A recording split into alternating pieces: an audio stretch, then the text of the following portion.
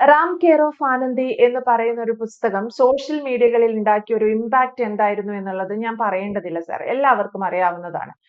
അപ്പോൾ കേന്ദ്ര സാഹിത്യ യുവ അവാർഡ്, അത്തരം ഒരു അവാർഡ് അഖിൽ പി ധർമ്മജനെ തേടിയെത്തുമ്പോൾ കേരളത്തിലെ മലയാളത്തിലെ പല സാഹിത്യകാരന്മാരും, ഇന്ദുമേനോനും കൽപ്പറ്റ നാരായണനും ഉൾപ്പെടെയുള്ള സാഹിത്യകാരന്മാർ അസ്വസ്ഥരാണ്. അത്തരം എന്ത് മൂല്യമാണ് ഈ കൃതിക്കുള്ളത്, അല്ലെങ്കിൽ എന്താണ് ഈ കൃതി നൽകുന്ന സന്ദേശം എന്നൊക്കെയുള്ളതാണ് എഴുത്തുകാരിൽ നിന്ന് ഉയരുന്ന ഒരു ചോദ്യം. അഖിൽ പി ധർമ്മജന്റെ റാം കെയർ ഓഫ് ആനന്ദി എന്ന് പറയുന്ന പുസ്തകം ഇൻസ്റ്റഗ്രാമിൽ അല്ലെങ്കിൽ ഫേസ്ബുക്കിൽ സോഷ്യൽ മീഡിയകളിൽ ഇരിക്കുന്ന ഒരു യുവജനതയെ അല്ലെങ്കിൽ ടീനേജിലുള്ള കുട്ടികളെ പോലും വായിപ്പിച്ചു, അല്ലെങ്കിൽ വായന തിരിച്ചു കൊണ്ടു തന്ന ഒരു ബുക്കാണ് എന്നൊരു അഭിപ്രായം എനിക്കുണ്ട്. കാരണം ഞാൻ ആ പുസ്തകം ഇൻസ്റ്റഗ്രാമിൽ റീൽസ് കണ്ടതുകൊണ്ട് മാത്രം വായിച്ച ഒരു വ്യക്തിയാണ്. അങ്ങനെ ഒട്ടനവധി പേർ എനിക്ക് ചുറ്റും വായിച്ചിട്ടുണ്ട്. അപ്പോൾ പുതുതലമുറയിൽ വായനാശീലം ഉണ്ടാക്കിയെടുക്കാൻ ആ പുസ്തകത്തിന് സാധിച്ചിട്ടുണ്ട് എന്നുള്ളത് വ്യക്തമാണ്. പക്ഷെ അവിടെ ഒരു ചോദ്യം ബാക്കിയാവുന്നത്, അതിനൊരു കേന്ദ്ര സാഹിത്യ അക്കാദമിയുടെ ഒരു യുവ അവാർഡിനൊക്കെ അഖിൽ പി ധർമ്മജൻ അർഹനാണോ എന്നുള്ളതാണ്. അത് തന്നെയാണ് എന്റെ ചോദ്യം. സോഷ്യൽ മീഡിയ പുറത്തുവിട്ട അല്ലെങ്കിൽ സോഷ്യൽ മീഡിയ ക്രിയേറ്റ് ചെയ്ത ഒരു പ്രയോഗമുണ്ട്, കേശവ മാമൻ. കേരളത്തിലെ സാഹിത്യകാരന്മാരും സാഹിത്യകാരികളും ഇപ്പോൾ കേശവൻ മാമനും കേശവൻ മാമിമാരുമായി മാറിയിരിക്കുകയാണ്. വളരെ വ്യക്തമായ ജനറേഷൻ ഗ്യാപ്പ്, എഴുത്തിൽ ജനറേഷൻ ഗ്യാപ്പ് ഉണ്ടായിട്ടുണ്ട്. ഇതിന് കാരണം എന്ന് പറയുന്നത് നമ്മളുടെ സാഹിത്യകാരന്മാരുടെ ഒരു ചിന്താഗതി എന്ന് പറയുന്ന അവരെ ലിറ്റററി പ്രഭുക്കളാണ്, അല്ലെങ്കിൽ എന്താണ് അതിന് പറയുന്നത്, പഴയ ജന്മിത്വത്തിന്റെ വക്താക്കളാണ്, സാഹിത്യത്തിലെ ജന്മികളാണ് നമ്മളുടെ ഭൂരിപക്ഷം എഴുത്തുകാരും. അവര് സ്വയം മനസ്സിൽ ധരിക്കുന്ന അങ്ങനെയാണ്, ഞങ്ങൾ പറയും നിങ്ങൾ കേൾക്കുക, ഞങ്ങളാണ് അവസാനത്തെ വാക്ക് എന്നൊക്കെ ഉള്ള മട്ടിലാണ് ഇവിടുത്തെ പല സാഹിത്യകാരന്മാരും പ്രതികരിക്കുന്നത്. ഇവരുടെ ശരിക്കുള്ള പ്രശ്നം എന്താണെന്നുള്ളത് ഇവർക്ക് പ്രായമായ വിവരം ഇവരറിയുന്നില്ല. ഇവർക്ക് ശേഷം പല തലമുറകൾ വന്നു കഴിഞ്ഞു. ഇപ്പോഴ് 30-ൽ താഴെയുള്ള ഒരു തലമുറയുടെ കാലമാണ് ഇപ്പൊ ശരിക്കും പറഞ്ഞ് ആഘോഷിക്കപ്പെട്ടുകൊണ്ടിരിക്കുന്ന ഒരു കാലമാണ്. അവർക്ക് സന്തോഷത്തോടുകൂടി ജീവിക്കണം. അങ്ങനെ സന്തോഷത്തോടുകൂടി ജീവിക്കാനായിട്ട് അവർ വായിക്കുമ്പോൾ അവർക്ക് വായിക്കാൻ കിട്ടിയ ഒരു പുസ്തകമാണ് റാം കെയർ ഓഫ് ആനന്ദി. 2008 ഏതാണ്ട് നമ്മളുടെ സമകാലിക സാഹിത്യ വായന നിർത്തിയ ഒരാളാണ് ഞാൻ. അതിനുശേഷം കാശ് കൊടുത്ത് ഈ സാധനം മേടിക്കുകയില്ല എന്നുള്ളൊരു നിർബന്ധം ഉണ്ടായിട്ടുണ്ട്.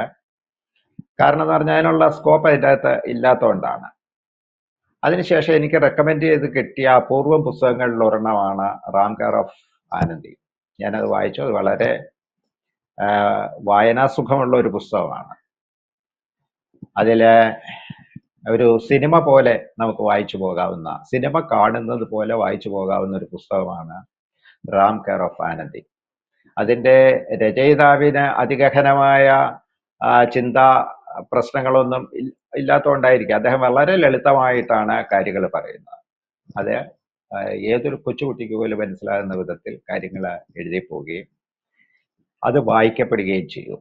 അതില് ഈ പറയുന്ന കേശവൻ മാമന്മാരും സാഹിത്യ കേശവ മാമന്മാരും മാമികളും എന്തിനാണ് അസൂയപ്പെടുന്നത്?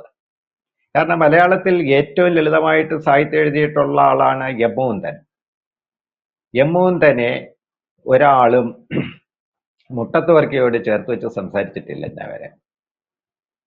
പക്ഷേ നമ്മൾ കാണുന്നത് ഇദ്ദേഹം അഖിൽ കെ ധർമ്മജൻ എന്ന് പറയുന്ന അഖിൽ ധർമ്മജന് എന്നെ കമ്പയർ ചെയ്യുമ്പോൾ ഒരു വ്യക്തി താരതമ്യപ്പെടുത്തിയത് മുത്തുച്ചിപ്പിയോടാണ്. അപ്പം സ്വാഭാവികമായിട്ട് മുത്തുച്ചിപ്പി വായിച്ച് അഡിക്റ്റഡ് ആയിട്ടുള്ള ഒരു വ്യക്തി ആയിരിക്കാം അതെന്ന് ചിന്തിക്കേണ്ടി, അല്ലെങ്കിൽ അവർക്ക് കൃത്യമായിട്ട് അത് കണ്ടെത്താൻ പറ്റുകയില്ല. അതുപോലെ ലളിതമായിട്ടുള്ള എല്ലാ ആളുകളും വായിക്കപ്പെട്ടിട്ടുണ്ട്. പുനത്ത് കുഞ്ഞബ്ദുള്ള, MT വാസുദേവൻ നായർ, CV ശ്രീരാമൻ തുടങ്ങിയ ലളിതമായിട്ട് കഥ അവതരിപ്പിച്ചു കഴിഞ്ഞാൽ അത് വായിക്കാൻ കേരളത്തിലെ സാഹിത്യകൃതികൾ അന്നും ഇന്നും തയ്യാറാണ്. ഈ പറയുന്ന സാഹിത്യ പ്രഭുക്കന്മാരോ പ്രഭ്യകളോ പറയുന്നത് പോലെ വായിക്കാനൊന്നും മലയാളത്തിൽ ആളിനെ കിട്ടുമെന്ന് എനിക്ക് തോന്നുന്നില്ല.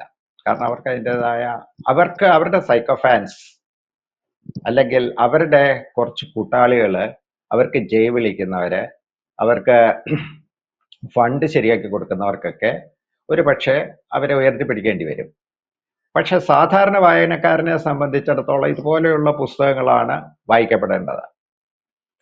ഈ അങ്ങനെയുള്ള സാഹിത്യകാരന്മാർക്ക് തിരിച്ചു വരുന്നതിന് ഇവർ ഭയപ്പെടുന്നു. അതാണ് ബേസിക് ആയിട്ടുള്ള ഒരു വിഷയം. ഇവര് വളരെയധികം ഭയപ്പെടുന്നു. ലളിതമായിട്ട് എഴുതി ലളിതമായ കാര്യങ്ങൾ പുതിയ തലമുറയുടെ വിഷയങ്ങൾ ഒക്കെ പറഞ്ഞു കഴിഞ്ഞാൽ അതിനോട് അഡ്ജസ്റ്റ് ചെയ്യാൻ പറ്റാത്ത വിധത്തിലുള്ള ഒരു സമൂഹം, വായനാ സമൂഹം കേരളത്തിൽ ഉരുത്തിരിഞ്ഞു വരുമോ എന്നുള്ള ഒരു ഭയമാണ് ഇവരെ വേട്ടയാടുന്നതെന്നാണ് എനിക്ക് തോന്നിയിട്ടുള്ളത്.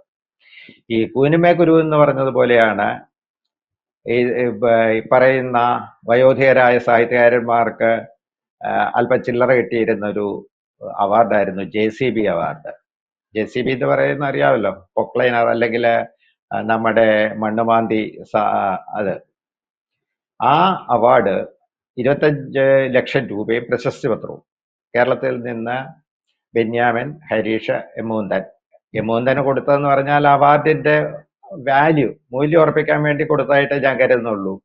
മൂന്നിനെ സംബന്ധിച്ചിടത്തോളം ഒരു അവാർഡിന്റെ ആവശ്യം തന്നെ അദ്ദേഹത്തിനില്ല.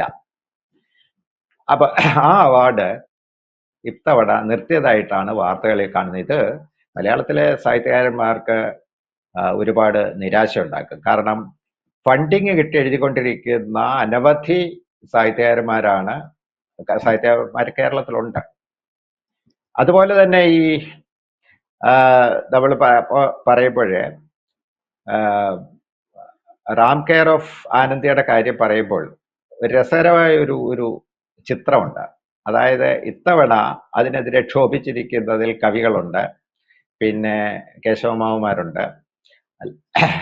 കഴിഞ്ഞ മുമ്പൊരു തവണ ഒരു കവിക്ക് കിട്ടിക്കഴിഞ്ഞപ്പോൾ ഈ കവികളെല്ലാം നിശബ്ദരായിരുന്നു.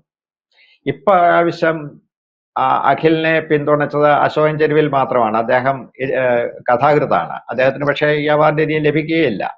അതുകൊണ്ടായിരിക്കാം അദ്ദേഹം അത് ചെയ്തിട്ടുണ്ട്. അപ്പൊ ഇതിൻ്റെ അകത്തെ അടിസ്ഥാനപരമായ പ്രശ്നം എന്താണെന്ന് പറഞ്ഞാൽ, ഒരു സാഹിത്യകൃതി ലളിതമായിട്ടും മനുഷ്യന് മനസ്സിലാകുന്ന വിധത്തിലും വായനാസുഖത്തോടു കൂടി എഴുതി കഴിഞ്ഞാൽ അതിന് അവാർഡ് കൊടുക്കരുത്. അങ്ങനെയാണെങ്കിൽ മുത്തുച്ചിപ്പി വരുന്നതിന് അവാർഡ് കൊടുത്താൽ മതി എന്ന് പറയുന്നവർക്ക് വേണ്ടിയിട്ട് ഞാൻ ഒരു കറക്ഷൻ കൂടെ പറയാം. നമ്മളുടെ പ്രസിദ്ധീകരണ ആനുകാലികങ്ങളിൽ ധാരാളം അത്തരം കഥകൾ ജോയ്സിക്ക് കൊടുക്കണം എന്ന് പറഞ്ഞു. ജോയ്സിക്ക് തീർച്ചയായിട്ടും അവാർഡ് കൊടുക്കേണ്ട ഒരാളാണ്. കാരണം ജോയ്സിയെ പോലെ ഒരു ക്രാഫ്റ്റും ഭാഷയും പിന്നെ ആ മാധ്യമത്തിന് ചേർന്ന തീമും എടുത്ത് എഴുതാൻ കഴിയുന്ന ജോയ്സിക്ക് എത്ര വലിയ അവാർഡ് കൊടുത്താലും തെറ്റില്ല. ഈ OV വിജയനൊക്കെ മുട്ടത്തുവർക്കി അവാർഡ് മേടിച്ചിട്ടുണ്ട്. അദ്ദേഹം ഒട്ടും അതിനെ അപമാനിച്ചിട്ടില്ല. മുട്ടത്തുവർക്കി ഒരു മോശക്കാരനാണെന്ന് തോന്നുന്നില്ല. കാരണം മലയാളത്തിലെ മലയാള വായനാ സൗഹൃദമാക്കിയ മലയാള നോവലുകളെ വായനാ സൗഹൃദമാക്കിയത് മുട്ടത്തുവർക്കിയും ബാറ്റൺ ബോസും ഒക്കെ തന്നെയാണ്. അതിനെ അധിക്ഷേപിച്ചിട്ടൊന്നും കാര്യമില്ല. മലയാള മനോരമയിലും മംഗളിപ്പോൾ ഉണ്ടോ എന്ന് എനിക്കറിയില്ല. മലയാള മനോരമയിലൊക്കെ വരുന്ന നോവലുകള് പലരും ഗോസ്റ്റിൽ എഴുതുന്ന നോവലുകളാണ്. അവർക്കും അവാർഡ് കൊടുക്കാവുന്നതാണ്. ഇനി അതിൽ എഴുതുന്ന പല കക്ഷികൾക്കും അവാർഡ് മുൻപ് തന്നെ വേറെ അവാർഡുകളൊക്കെ കിട്ടിയിട്ടുണ്ടെങ്കിൽ നമുക്ക് അവരെ ഒഴിവാക്കി നിർത്താം. അപ്പോൾ ഏറ്റവും ലളിതമായിട്ടുള്ള കാര്യം എന്താണെന്ന് പറഞ്ഞു കഴിഞ്ഞാൽ, എഴുത്തിന് ഫണ്ടിങ് നിലച്ച ഒരവസ്ഥ കേരളത്തിൽ സംജാതമായിട്ടുണ്ടെന്നാണ് എനിക്ക് തോന്നുന്നത്. അതിൻ്റെ ഒരുതരം കൊതിക്കറിവും ആക്ഷേപവും ഒരു ആവിയും പുകച്ചിലുമൊക്കെയാണ് ഈ കേരളത്തിലെ സാഹിത്യ ജന്മിമാരിൽ നിന്നും സാഹിത്യ പ്രഭുക്കന്മാരിൽ നിന്നും പ്രഭുകളിൽ നിന്നും പുറപ്പെട്ടുകൊണ്ടിരിക്കുന്നത്. എന്തായാലും അഖിൽ പി ധർമ്മജന് നൽകിയിരിക്കുന്ന അവാർഡിന്റെ കാര്യത്തിൽ കേരളത്തിലെ സാഹിത്യകാരന്മാർ അസ്വസ്ഥരാണ്. അവർ എന്തുകൊണ്ടോ അല്ലെങ്കിൽ റാം കെയർ ഓഫ് ആനന്ദി എന്ന് പറയുന്ന ഒരു പുസ്തകം അശോക് സാർ സൂചിപ്പിച്ചതുപോലെ മുത്തുച്ചിപ്പിയോടെയൊക്കെയാണ് ഉപമിക്കുന്നത് എന്നതാണ് ഖേദകരം. അത്തരത്തിൽ യുവാക്കൾക്കിടയിൽ വലിയൊരു ഇമ്പാക്ട് ഉണ്ടാക്കാൻ കഴിഞ്ഞ ഒരു കൃതിയെ അല്ലെങ്കിൽ ഒരു നോവലിനെയാണ് ഇത്തരത്തിൽ പരാമർശിക്കുന്നത് എന്നതാണ്. മാത്രമല്ല അശോക് സാർ സൂചിപ്പിച്ചതുപോലെ JCB എന്ന് പറയുന്ന ഒരു അവാർഡ് നിർത്തലാക്കിയിട്ടുണ്ട്. 25 ലക്ഷം രൂപയും പ്രശസ്തി പത്രവുമായിരുന്നു അത്. ബെന്യാമിൻ ഉൾപ്പെടെയുള്ള നമ്മുടെ മലയാള സാഹിത്യകാരന്മാർക്ക് ആ അവാർഡ് ലഭിച്ചിരുന്നു എന്നുള്ളതാണ്. അത് നിർത്തലാക്കി. അതിലുമൊക്കെ അസ്വസ്ഥരാണ്. കേരളത്തിലെ സാഹിത്യ അല്ലെങ്കിൽ സീരിയസ് ആയിട്ടുള്ള സാഹിത്യകാരന്മാർക്കിടയിൽ ഇത്തരം വിഷയങ്ങളൊക്കെ പുകയുന്നു എന്നതാണ് വ്യക്തമാണ്. Thank you Ashok.